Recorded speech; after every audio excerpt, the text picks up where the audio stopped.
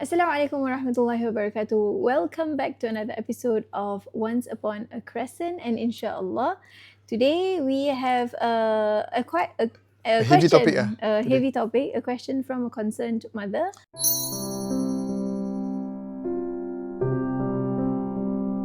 Yeah, we received a message, and it has to do with the daughter wearing hijab. Yeah. Okay, so I think this is quite common among mothers where their teenagers feel like out of place, feel like they are they cannot fit they're finding in. themselves lah. They're finding themselves. They want to take off the hijab. They want to take a break from the hijab. I think this is a very common So thing. especially I think there are some kids who grow up wearing the hijab. Maybe not this person lah, but some kids who grow up wearing the hijab, and then by the time they are 15, 16, they realize actually I don't want to wear this for now. Can I like take a break for a while? I'm not ready. I'm finding myself, or I don't feel like I layak or I qualify I deserve to wear it. Or like macam I want to rectify myself first. Like I want to improve my solat first, and then I wear the hijab. I think many of this comes from like the double standards of the society. Macam when you wear the hijab kan, the scrutiny is even more. Wait, let's see what this mother is saying first. Okay. So as a mother, honestly, I'm very lost. So they tried to persuade her and all that. Of course they did the dua and all that lah. But I think the fact that she's opening up to the mother. So from what I gather here is that she's opening up to the mother. She's confiding in the mother, saying that, Mom, this is how I feel. I don't feel right wearing this hijab. I think I should just take it off for a few years and so on. A lot of pressure lah. So yeah, so she's trying to seek some advice as to what to do, what to say. And I think what's important is, first of all, you try to enter the psychology of the child, right? You have to know what they go through, right? So when you were 14, 15, 16, were you in such a situation? Alhamdulillah, no. Okay lah, because you wear hijab to school. Yeah, so, it's different. It's different because, but I felt it when I was 19. When I, is it? I felt it when I was 19. No, because so late bloomer lah, kira. No, because that was when we are thrown to the outside world. Because before that, we were all in the Islamic environment, madrasah and all that, right? Lepas tu 19 is a time where, macam, wow, macam, like you mingle with so many people and all that. And the influence from the outside world is very, very strong lah. Especially on social media. Kan, macam as a teenage girl growing up, finding themselves, like it's normal for them to feel that they want to be pretty, they want to fit in. And also, macam I also think that macam as a growing teen, right, they make mistakes. Okay. Like they are still growing, right? Okay. So macam people would target their hijab because they are wearing hijab. They are under scrutiny even more than the people who are not wearing the hijab. Scrutiny by who? Macam example like one hijab, one non-hijab, right? Friends. Okay. Both are going out. And then macam both are gossiping. The one who's not wearing a hijab is like what? Normally dressed, as in dressed without hijab, but normal. Okay, so but macam dressed, they are gossiping, right? They are gossiping or like backbiting about another friend. So like that another friend would feel like macam, how can you say this kind of thing? Kau pun pakai tudung, macam you wear the hijab and then you should show a good example. Then how come you are saying these things? Is that kind of macam, how to say, that kind of angle lah. Macam dia ada, especially on social media. Especially on social media, like if you put yourselves out there, macam if you wear the hijab not perfectly, nanti people would comment, macam it's short, it's like not covering properly, macam, oh, you are wearing too much makeup, but people won't really judge a person who is not wearing the hijab. Like they are like more. So you're saying that by wearing the hijab, you feel more judged? Yes. You feel that you more the pressure is more lah. Like especially if you put yourself out there on social media, and macam if you are like macam young girls, they like to macam IG story about their life and all that, right? So like macam they are under more scrutiny, more from the netizens, right? Macam people would give such comments lah. Yeah lah, I mean, I guess it's a juicier story if it's a hijabi doing something rather than a non-hijabi wearing doing something like kan. So they feel the pressure in that sense lah. So macam example, she wear the tudung and then go out with this guy, macam tu. Example. So macam kalau the guy is ustaz? Ni dah lain topik dah. Okay. Lain topik ni. Yeah. So I think it's normal lah to just nak take out the hijab to like be free from all this nonsense and macam I don't think okay, depends what you mean by normal lah. I mean, if it's the norm, all girls go through this phase, then maybe you can say it's normal lah. But I'm not sure if all girls. I didn't say all lah. I think most lah. I think most lah. Most girls. Okay, I think normal. I think it's important for the parent of any daughter to know that this is what your daughter is going to go through. Particularly if she grows up in a certain way, certain kind of friends, certain kind of influencers on TV and on social media and all that. So this is something to be expected. I think another thing is because she confided in her mother kan. She felt that macam the pressure, that's why she wants to take off the hijab, this one. And I think the second reason is because maybe like macam as a woman or a girl growing up, like you want to feel pretty. Okay. That's when like your desire kicks in, that you want to be pretty among other women. You want to be pretty among boys also, like to attract lah, of course. You want to be seen as cantiknya, macam eyeshadow you or something like that lah. Cantiknya, like rambut you. So nice. So it's wrong. So it's not true lah when girls say they dress for themselves. Actually, they dress for. Okay, I don't know. Topic. I think at some point you do dress for others lah. Kan? I don't know. I'm not. I mean, how, if you say okay, you dress for yourself, then like you would just dress when you are sleeping, right? When nobody's looking at you. But you dress and you go out, right? So it's to impress lah. And macam memang ada this quote tau, macam dress is dressing. Macam fashion is an art. It's like dress to impress or something like that. Tak tahu lah. Like the more fancier it is, the more better. Kalau this quote semua kalau bukan hadis, I tak care about it. Memanglah bukan hadis. Of course bukan hadis. Okay, so anyway, we go back to this thing. So so this is what I think we can understand parents of daughters would face. Yeah. Okay. I think by and large the inclination might be towards this direction. Particularly if you're in a secular school where you by default go to school without covering the hair. Right? By default, you are in school, in class. You're used to that. So it becomes all the more difficult. And then, as you said just now, we highlight the other problem, which is about pressure.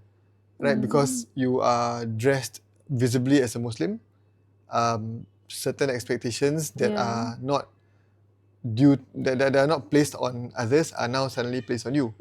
Right? So you've got to be mindful of this. And I guess many girls wouldn't want to cope with this pressure. I mean, something like gossiping, is wrong.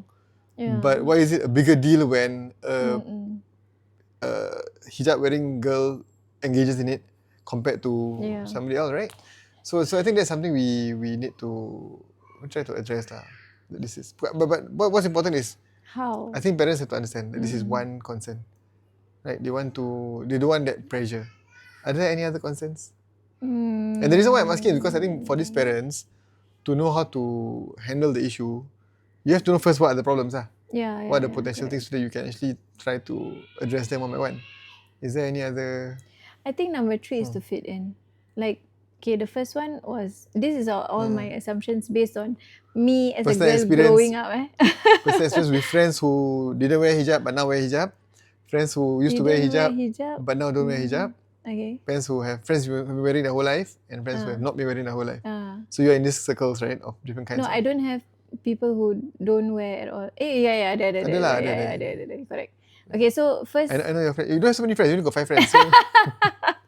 So I kind of know already. Okay. So the first one was apa tadi? Pressure kan? Pressure and then wanting to feel pretty. But I think the third one is to fit in. Okay. To fit in, because like you will feel out of place when like you are the only one covering from top to toe, and like everybody is like showcasing their beauty and Actually, that's their another thing hair that and their body. I would talk to this parent about this idea that who are your daughter's friends, Yeah, correct. right? If they're all Malay girls and Muslim girls, but she's the only one wearing the hijab, or if her friends are generally non-Muslims, and of course she's the only one wearing the hijab, then there could be certain dynamics there. Right? There could be certain wishes on her part. Would it be desires on her part to want to fit in. To fit in?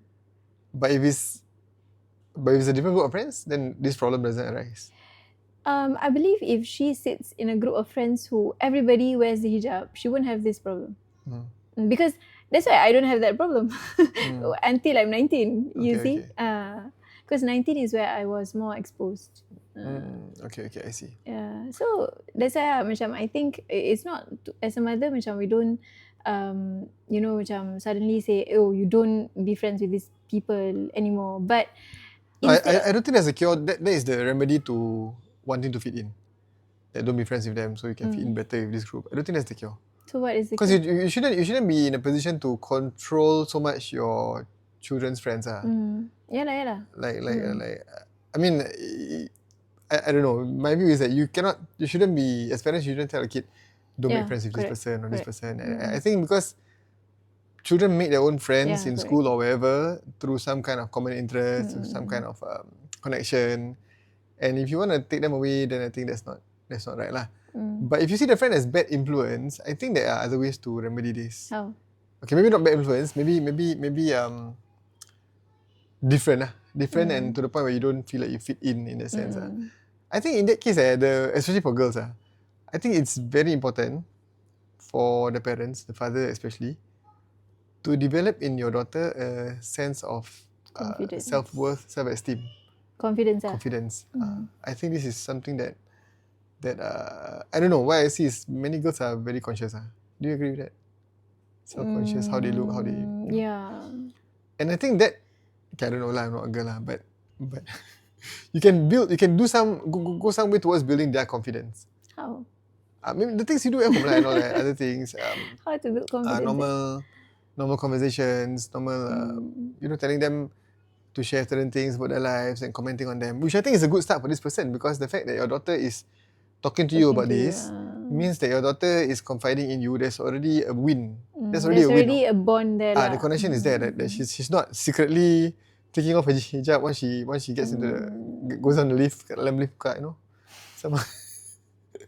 And then on the way up in the lift again, So your daughter is not doing that. She's pouring out her heart to you. You see, and I think that speaks quite a lot to how much you've been in her life, right? So I think if fathers could also do this, get more into your daughter's lives, talk to them more, try to build a sense of self-confidence, right? Self-worth. As a father, how do you develop self-confidence in your daughters? No, I think this this is different. The different parents will be different. So how it for me, my daughters, I think, even my two daughters also, I can see that they would seemingly have your another daughter is just potentially 1 year old. Potentially different characters lah. But potentially different characters. Yeah, I mean, I'm close to my elder daughter. Okay. And I'm grateful for that lah. Yeah, but I think in the sense that you need to show them that they are capable, or you need to train them to the point where they are capable. So I think my eldest daughter is a very capable writer actually. So I think she writes very well, and I think she speaks very well also. Yeah. So these are some of the kind of things you get to look at your daughter. Build a sense of self-worth. Your worth is not only in how you look, but it's also in what you can do.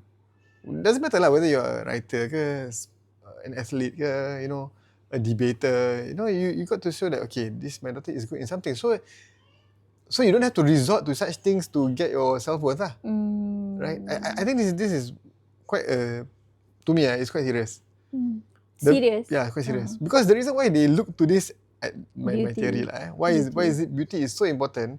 Yeah, you're right. They are inclined towards wanting to look good and look beautiful, But because there isn't something else there to fill the gap. Feel the emptiness, the gap of not having self-worth. Right? You see, I never have this issue with, okay, I never observe this issue with some of my students. Because I teach actually JC students can. Some of them are school football players or floorball players and so on. And they're confident athletes. The athletes, they play for their school, they develop. Actually, yeah, you're right. And I never see them macam, like even on class in Saturday and Sunday where they don't go to school. There's never a need to dress up or whatever. Wear makeup compared to some students in other similar age but other settings. Yeah. So you see, there's no need, because I mean I find that they know that they're good in something. They know they don't need this for validation or for fitting in and so on, you see. So I would say, and I think that's why I say fathers have a big role to play in that sense. Because, you know, as a father, your daughter looks up to you, hopefully. Your daughter can see that you mean well, right? That you have gone through life, you have experienced many different kinds of things in among your friends and so on. And then when you say something, it hopefully carries a lot of weight, right? So I think yeah lah. I see. I don't know about you. Do you have a lot of self-worth when you were now growing I'm up? thinking back, like growing up. Maybe don't speak about me lah.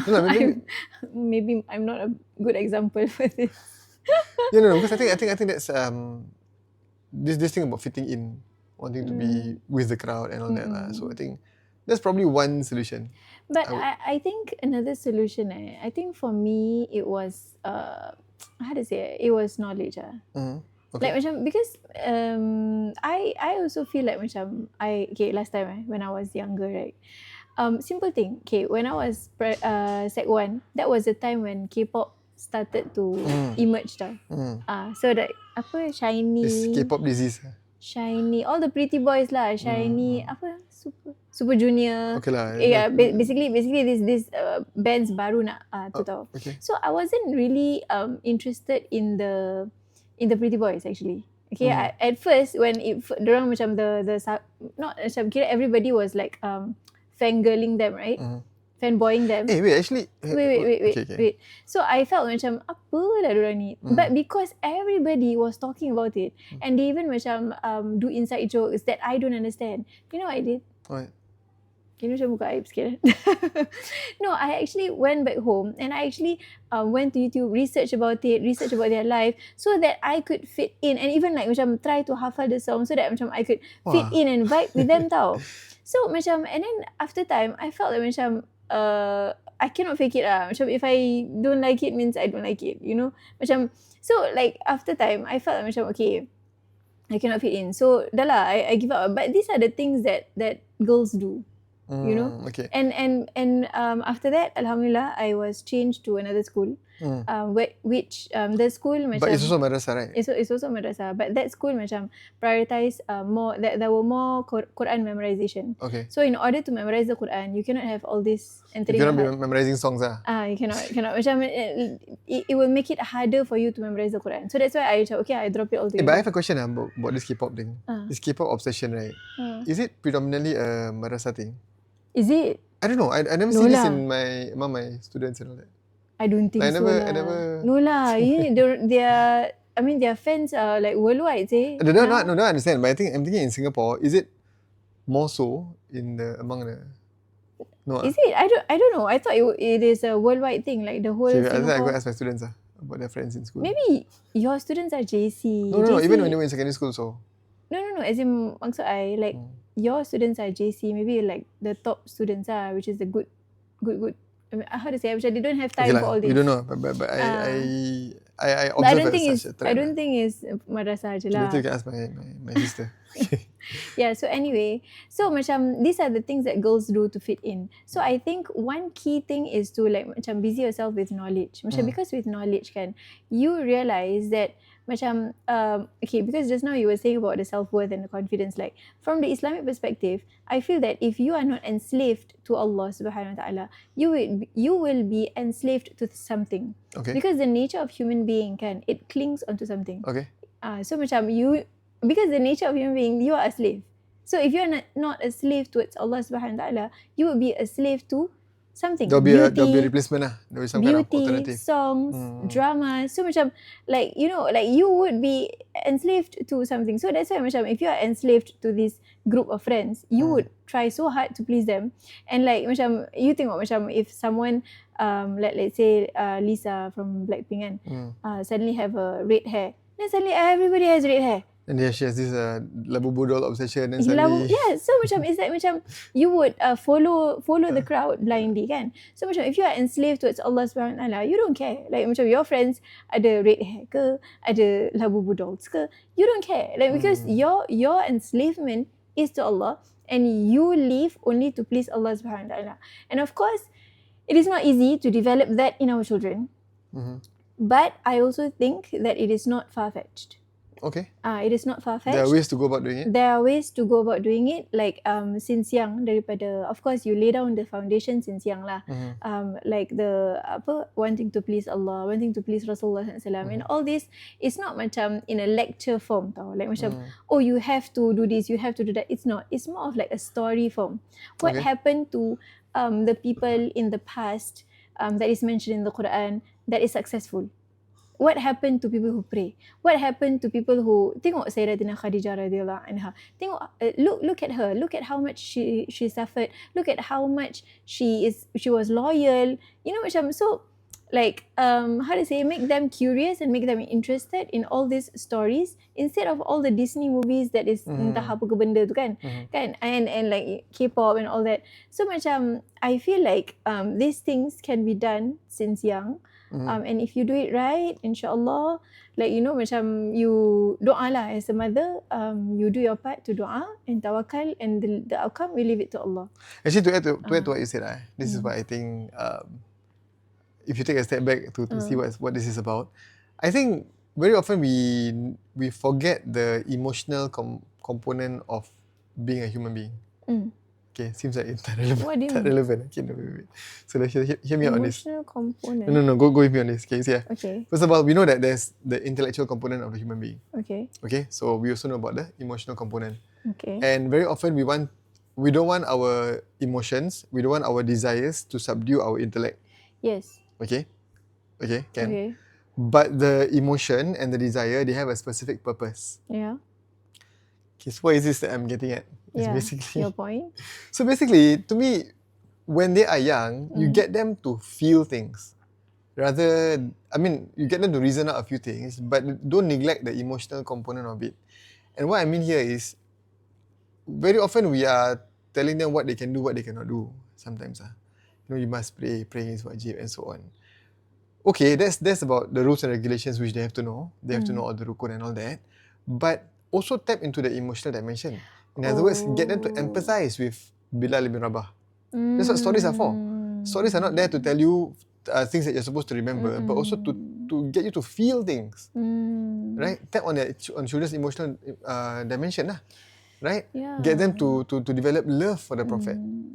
Because this is the age, when they're kids, when they're teenagers, this is the age where the emotions go high. Right? They start to feel things. So we should make the most of what they can do with these emotions. Yeah, of course, we don't want them to be emotional to the point where they subdue their own rationality and their logical sense. Macam in a way, like look at. And I think so macam in a way, look at Bilal ibn Rabah. He like even though he was tortured and all that, he would still want to submit to Allah Subhanahu Wa Taala. And actually, Bilal ibn Rabah and Wahshi is a very good example because Sayyidina Wahshi used to, I mean, they are both slaves, but Sayyidina Wahshi really wanted to fit in the community. So he really wanted his freedom. And then, similar stories. And then once he got the freedom, and then after that, he felt empty. He still felt empty. And then he still felt that he couldn't fit in the tribe. Kan? Okay. He was still being looked down on. So macam, and then that's when he began to search, and that's when he felt that macam submitting to Allah Subhanahu Wa Taala, the one true God, like Bilal ibn Rabah, is even more fulfilling. Yeah, that is the solution lah actually. Yeah. Right? And so this idea about that's why we tell stories. We tell them stories about the Prophet, about all the prophets, even the sirah of the Rasulullah SAW. And then of course there are also awliya stories lah that we can share with them. That's right. Get them to feel things. I don't understand, like, I think this is the problem because I think our children consume too much nonsense movies. Yalah, of like course lah. Disney movies lah, apa lagi? Yeah, so it comes back in a circle. If you don't watch these movies, you won't fit in with your friends for talking about these movies. That's true juga. But the reason why you feel a need to fit in is because you don't have the self-esteem and self-confidence to not to realize, okay, if I fit in, good. If I don't fit in, fine. I mean, she can be the one telling the prophetic stories to people. Yeah, correct. Yeah. So I think okay, maybe we digress a bit too far from the hijab issue for this parent. But I think maybe depending on what age your daughter is, if it's teenager, 18, 19, a bit difficult. If it's but if it's a teenager, 13, 14, still okay lah. Dah macam past all the like kids stage. No. I think in this case the daughter still wants to connect. So I think just some general sharing of stories, right? Out there stories about struggles people go through, and but don't do it in a lecture form. Like nobody likes stories to be lectured. No, like for example, okay, you will just turn her off. Okay, I think the difference between a story and an instruction or lecture lah. So the lecture is lying is bad. Don't tell lies. That's lecture, right? The story will be the boy who cried wolf, right? There's this boy living on a hill. You know, he decided to play a prank. He wolf, you know. And then the villagers all came, then he laughed at them. And then in the end, he got killed by the wolf actually. Yeah, so that's the difference between a story and a lecture. Right? So you get people to feel what the villagers felt. You get people to feel what the boy felt. You get, people to... This is the problem, I think. I think macam, like mothers we need to equip ourselves with knowledge. And then we can tell stories to our children. So that you know... We need to be good storytellers. So that you know in every context, in every situation, in every problem that you face... Which story to masukkan. Which is the most appropriate story at that moment lah. Yeah. Right? To share. Yeah. So I think this is this is the way to do it lah. But that said, we also have to emphasize that there are certain things like rules and regulation. There is the law. There are things that you must do. And there are things that are non-negotiable. And if you don't do them, okay, don't do them, but know that it's wrong. You know that what you're doing is wrong. So if you don't want to pray, you have to know that praying is wajib. So if you don't want to pray, you must know that praying is wrong. That what you're doing by not praying is wrong. What you're doing by not wearing the hijab is wrong. But how do you macam because she's already very very big kan, teenage year, teenage punya age. So macam what would you do, like if let's say one of your daughters like you gotta talk. You definitely have to. You definitely have to communicate. You gotta communicate. Macam you cannot like just respect your the child's decision. No, you must say if you want to take off the hijab. Okay, first of all, you have to know that this is not all these years when we were raising you up. When you were wearing the hijab. One reason is because Allah told women to cover in this way, right? So if you don't wear, you must know that you are doing something that Allah says don't do. Okay, that's it lah. But you're big enough to make your own choice. So still put the ball in their court. Put the ball in their court because after all they are old enough, right, to make their own decisions in life. Correct. Even at 14, 15, by right. Once orang nak balik, you're not supposed to tell them what to do. You don't even. I mean, okay lah, but it's a separate point lah because they're still in school and all that lah. But I think the fact that, but they have to know lah. They have to know that okay, if you don't do this, you are wrong.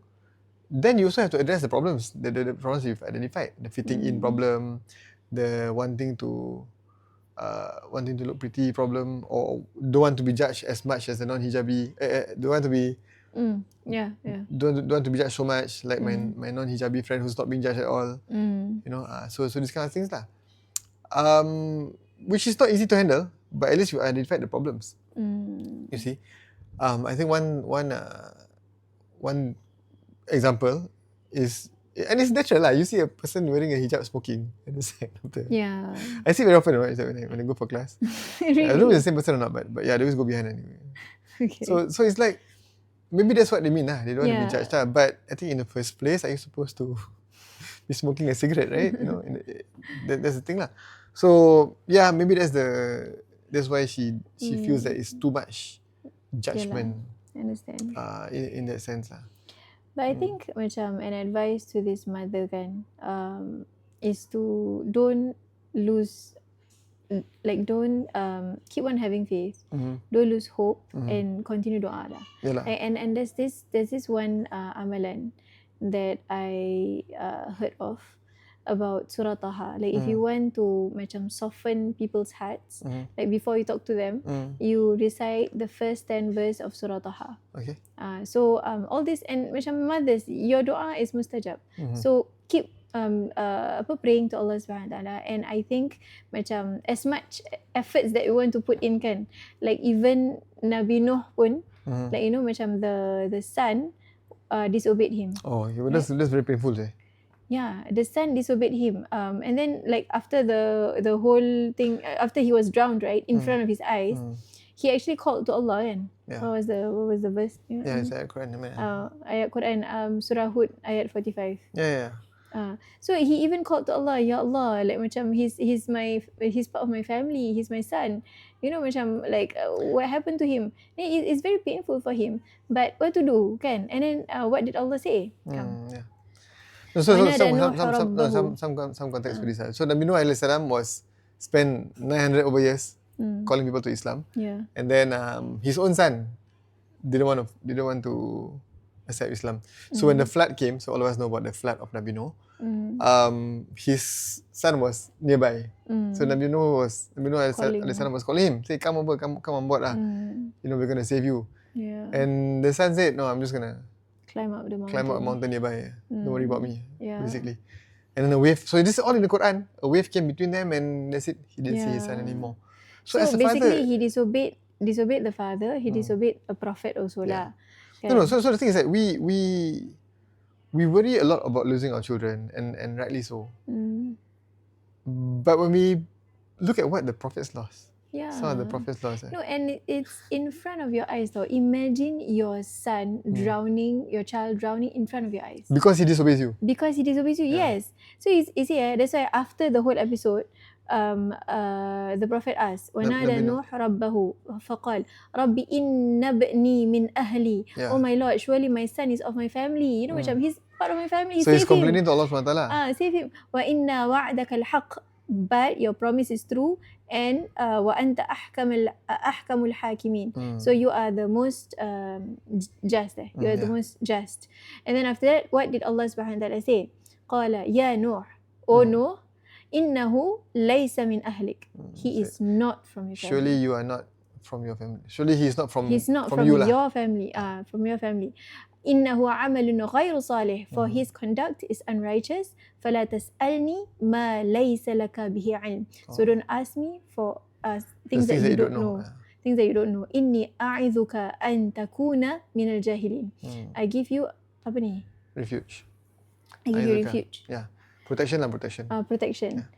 So macam imagine macam you after the whole episode dia masih still nak doakan tau. Ini a'izuka, no, it's not protection. I give you advice lah. Yeah, so that you will not become one of the ignorant people. Yeah. So macam imagine macam dia macam crying to Allah SWT. Ya Allah, anakku tu, he's part of me. You know, macam can you please save him or something? But you know, like I mean, like what did Allah say? Allah said macam, okay, I know something that you don't know, and he's not part of you. Macam, how painful is that? Macam you have raised that child from a long time ago, and then you feel that he is part of you, but Allah says no, he's not part of you. You know, macam it's very painful lah, and macam this is an advice and a reminder to the mothers out there, or concerned mother, that macam we can put in all the efforts that we want, but know that the outcome is in Allah's hands. Yeah. So macam we keep on putting the effort, inshallah. We pray that our children turn out good people. But if it doesn't go your way, know that Allah knows best. Allah is testing us lah. But that's not to say you should be okay with your daughter, or your son. Yeah, of course. That's why I say keep on putting in the effort. Of course, we feel hurt and upset but the outcome is not in your hands. You need to realize that the outcome is not in your hands, because macam we are too conditioned in thinking that macam, if I do A, the result will be B. Yeah. If I do C, the result will be D. No. Like sometimes when you do all the prophetic parenting ways, mashallah, tabarakallah, but you know, macam if Allah wants the child to grow up, you know, to be unrighteous, then he will be, you know. So know that the outcome is not in your hands, it's in Allah's hands. So we just do our part lah. We just do our part and take it as a test. Yeah, actually not, no. Because no, I mean because it's quite sad lah. It's trying to imagine like it's quite sad to see if your own son doing that. That's right. Yeah, but I mean Nabi Nuh has a lot of challenges, and it's not just for his children, it's also for his wife. So is that Nabi Nuh's wife? Apa? Or Nabi Lut's wife? Salah orang Apa? The wife yang disobeyed Allah. Okay, but the point is even prophets have wives who I think Nabi Nuh pun ada the wife pun deraga juga. Even they can't even guide their own wife. Yeah, so if you see your own wife that apa kena misbehaving apa, it's not part of the topic, not relevant. Yeah. Okay, sorry. Okay lah, so insyaAllah we will speak to another topic. If you want to ask any questions that you think need addressing, just send us a message. We can insyaAllah share what we can. Hopefully we can hopefully whatever we say helps. Okay, insyaAllah. So until next time, Assalamualaikum warahmatullahi wabarakatuh.